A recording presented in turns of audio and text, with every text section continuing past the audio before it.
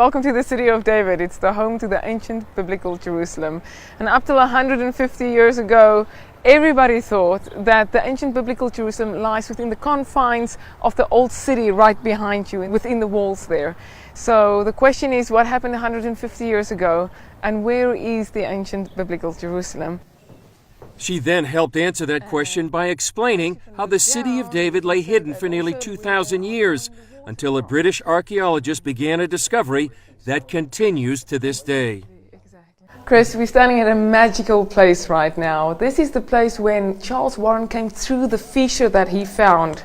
He saw something, and when Charles Warren saw this, he knew that he rediscovered the ancient biblical Jerusalem. Was this the beginning, sort of the unveiling of the city of David in the modern time? Exactly, because now we're speaking of a 2,000-year period where nobody knew where the ancient city was. Most people thought when they came that what they saw in the old city, that was ancient biblical Jerusalem.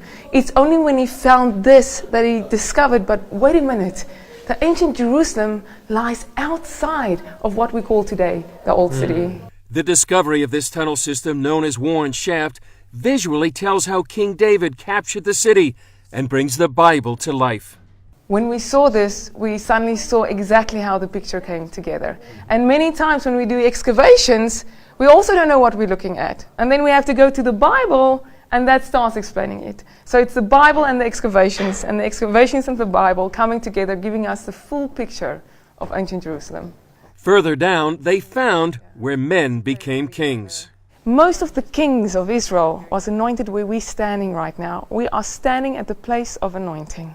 And Isaiah says, "You will draw forth water with joy from the springs of salvation." In fact, the city of David echoes with the people of the Bible.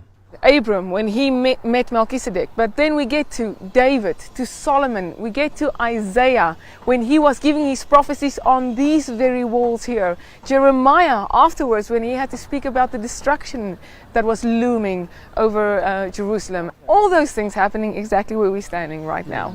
More than 10 years ago, archaeologists uncovered another biblical site, the Pool of Siloam, that was fed by the nearby Gihon Spring.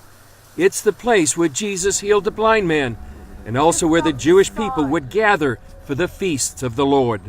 3 times a year, all the men had to come to the mikveh in the pool, and from there get ready to go to Temple Mount.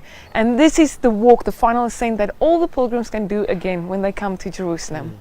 Haman sees this final ascent as a merger between archaeology and prophecy. Something amazing is happening, Chris, because we said that we are now excavating this road. And again, prophecy is being fulfilled, because it says in Isaiah, build up the road, the highway. And it says, remove the stones for my people's return. One ongoing excavation is this tunnel leading from the Pool of Siloam to the Temple Mount. Haman says it reveals the past and opens a door to the future. One of the city of David's most ambitious projects is this excavation called the Givati, where the entire history of Jerusalem is being revealed as if the rocks are crying out. You can see exactly how she slowly disappeared from civilization, because one city was built upon the other. And you could see how the city could have lost hope, thinking, who's ever going to discover me again? Until God says, but in a time of favor, nothing can stop it. And that's what we see in Givati. Jerusalem is slowly being revealed. Haman sees prophecy unfolding. And we're starting to see in the last decade the blueprint. She's starting to share what she looked like to us again. So you can see how prophecy is speeding up as we go. It says, Hit na'ari me'afar kumi, shake off your dust. Arise, take your rightful place, Jerusalem. If you see the excavations here on a daily basis, you can see the buckets flying. You can see the dust literally flying about, how she is shaking off her dust. She considers her role in the city of David a privilege. I call myself the luckiest person in the world, the luckiest girl in the world, because I have the opportunity to take what we see here and tell the people about the city of David, about the ancient Jerusalem. And every person that is passionate about Jerusalem and serious about biblical prophecy needs to know this.